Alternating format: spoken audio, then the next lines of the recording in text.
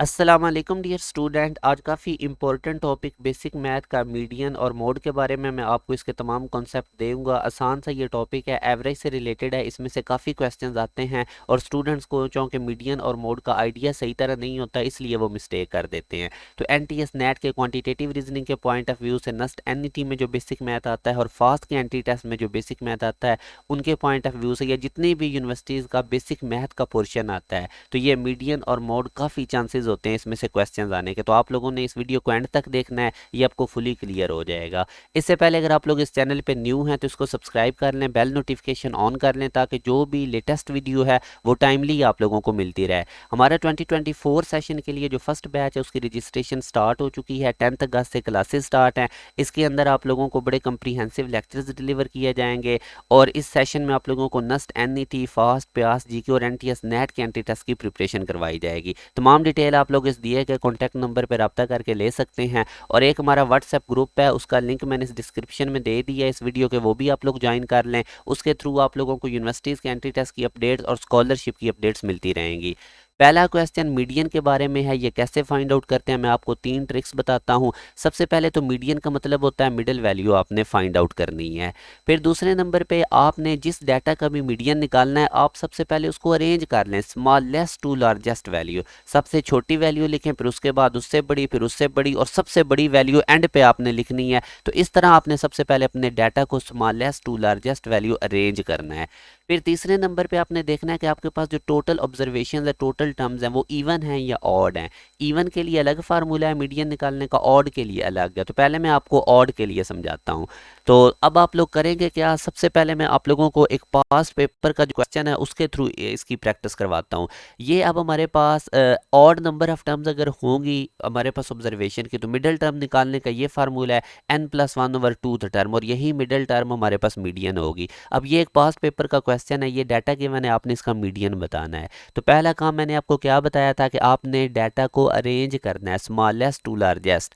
तो सबसे स्मॉलेस्ट 35 था, फिर उससे लार्ज 48, फिर 55 और सबसे लार्जेस्ट एंड पे आ गया। तो पहला काम ये है कि अपने डाटा को अरेंज करें स्मॉलेस्ट टू लार्जेस्ट, चाहे total number of terms even है ऑड है, पहला काम यही है, डाटा अरेंज करना है स्मॉलेस्ट टू लार्जेस्ट। अब आप नंबर ऑफ टर्म्स देखें जो कि हमारे पास ऑड हैं, टोटल 9 नंबर ऑफ टर्म्स है, आप इनको काउंट भी कर सकते हैं। तो अब ऑड के लिए मैंने आपको फार्मूला बताया कि मिडिल टर्म कैसे निकालते हैं, n+1/2, और n यहाँ पे टोटल नंबर ऑफ टर्म्स जो कि ऑड 9 था, तो 9+1/2 करेंगे तो फिफ्थ टर्म हमारे पास मिडल टर्म है। अब आपने जो अरेंज डाटा किया है इधर से फिफ्थ टर्म देखनी है, इधर से नहीं देखनी। तो अरेंज डेटा में देखें आप लोग 1 2 3 4 5, फिफ्थ नंबर 59 का है। आप वैसे भी देख सकते हैं 4 टर्म इसकी लेफ्ट साइड पे हैं, 4 टर्म इसकी राइट साइड पे हैं, तो ये हमारे पास मिडल टर्म है और यही हमारे पास मीडियन है। अब इसी तरह अगर आप लोगों ने, आपके पास number of terms total even हो, तो फिर मिडिल टर्म यानी मीडियन कैसे निकालना है। तो पहला तो वही काम है, आपने डाटा उसी तरह अरेंज कर लेना है स्मॉलेस्ट टू लार्जेस्ट। उसके बाद अब आप लोगों ने क्या काम करना है, जब total number of terms even होगी तो 2 मिडल टर्म आती हैं, वो जो 2 मिडल टर्म आएंगी उनकी सिंपल आपने एवरेज ले लेनी है, तो वो मीडियन होगा।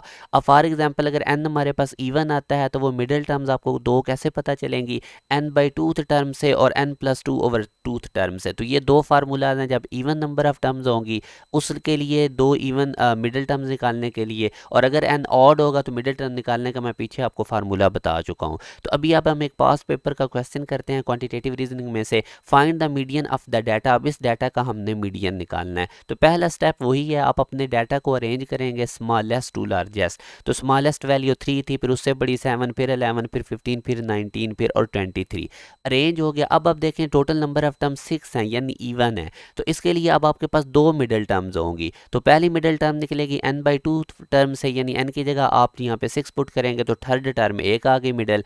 और इसी तरह दूसरी मिडल टर्म निकलेगी n+2/2 फार्मूला से, और यहाँ पे n की जगह आप 6 पुट करेंगे तो फोर्थ। तो यूँ हमारे पास जो 2 मिडल टर्म आई है वो थर्ड नंबर पे और फोर्थ नंबर पे है। तो आप अपने अरेंज्ड डाटा में देखेंगे थर्ड नंबर पे 11 आ रहा है और फोर्थ नंबर पे 15 आ रहा है, तो ये दो हमारे पास मिडल टर्म है। तो यहाँ से आप देख भी सकते हैं 11 15 के दोनों तरफ आपको लेफ्ट साइड पे भी 2 टर्म नजर आ रही हैं और राइट साइड पे भी। तो 11 15 दो मिडल टर्म है। अब आप लोग इनकी एवरेज ले लें। तो यही मैंने आपको स्टेप बताया था ना कि जब नंबर ऑफ टर्म्स इवन होंगी तो मीडियन कैसे कैसे निकालना है, पहले डाटा अरेंज करना है, फिर दोनों मिडिल टर्म निकालनी है और फिर उनकी एवरेज ले लेनी है। तो 11 15 की जब आप एवरेज लेंगे तो 13 आंसर आएगा। तो यूएस डाटा का जो मीडियन है वो 13 है। मीडियन सिंपल, आपने मिडिल टर्म निकालनी है और डाटा अरेंज करना है पहले स्मॉलेस्ट टू लार्जेस्ट, फिर देखना है इवन है या ऑड है नंबर ऑफ टर्म, उनके अकॉर्डिंग फार्मूला लगा लेना है।